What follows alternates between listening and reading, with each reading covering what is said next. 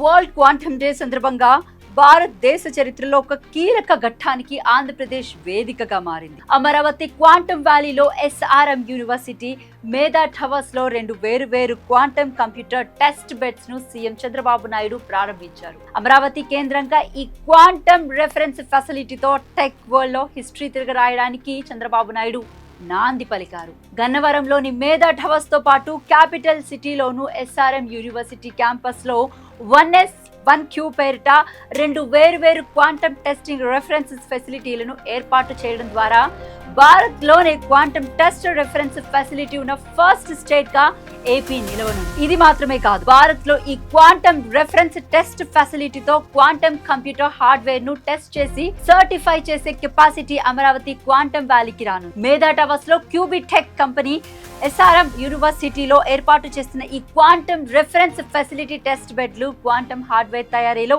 Important role play చేస్తున్నాయి. ఈ 2 చోట్ల -273 సెంటీగ్రేడ్ టెంపరేచర్ లో పనిచేసే ఈ మినీ క్వాంటమ్ కంప్యూటర్ టెస్ట్ బెడ్లు క్వాంటమ్ ప్రొడక్ట్స్ ను టెస్ట్ చేస్తుంది. అంటే ఫ్యూచర్ లో క్వాంటమ్ కంప్యూటర్స్ తయారు చేసే కంపెనీలు, ఇంజనీర్లు, స్టూడెంట్స్ కు ఇది చాలా యూజ్ అవుతుంది. ఫర్ సపోజ్ ఇప్పుడు మన ఇండియాలో ఫస్ట్ జెట్ ఇంజిన్ ను కొద్ది వరకు తయారు చేశాం, కానీ దాన్ని టెస్ట్ చేయాలంటే మన రష్యాకు వెళ్ళాలి. అక్కడ ఆ దేశానికి చెందిన ఫెసిలిటీస్ కు కోట్లలో డబ్బులు ఇచ్చుకోవాలి. దీన్ని ట్రాన్స్ఫర్మేషన్ కూడా చాలా ఖర్చు అవుతుంది. దీంతో పాటు అమెరికా, రష్యా, చైనా ఇలాంటి దేశాలు మనం ఎదుగుతున్నామంటే అసలు అంగీకరించవు. సో మన ఇంజనీర్లు క్వాంటమ్ కంప్యూటర్స్ ను తయారు చేసిన వాటిని టెస్ట్ చేయడానికి కొన్ని సంవత్సరాలు వెయిట్ చేయించడానికైనా రెడీగా ఉంటాయి. ఈ ఇష్యూను చంద్రబాబు నాయుడు ముందే గుర్తించారు కాబట్టే ఇప్పుడు ప్రపంచంతో ఏపీ పోటీ పడేలా చేస్తున్నారు.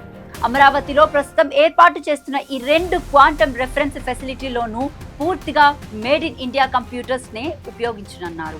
ఈ క్వాంటమ్ రిఫరెన్స్ ను ఫెసిలిటీల ఏర్పాటులో Tata institute of fundamental research లో సహా Indian institute of science, DRDO లాంటి సంస్థలు సహకారం అందించాయి. ఇదంతా చూసుకుంటే ఏపీ సీఎం చంద్రబాబు నాయుడుకు టెక్నాలజీపై ఎంత సుదీర్ఘ అంచనా ఉందో అర్థం చేసుకోవచ్చు. ప్రస్తుతం హైదరాబాద్ లో హైటెక్ సిటీ నుంచి ఫినాన్షియల్ డిస్ట్రిక్ట్ వరకు ఇంత అభివృద్ధి అయ్యిందంటే అది చంద్రబాబు నాయుడు చొరవ అనే చెప్పుకోవచ్చు. ఇప్పుడు ఏపీలోనూ అదే తరహా అభివృద్ధి చేయడానికి పునాదులు నిర్మిస్తున్నారు. ఈ ప్రయత్నాలు చాలా వరకు సక్సెస్ కావాలని మనం అందరం కోరుకుందాం.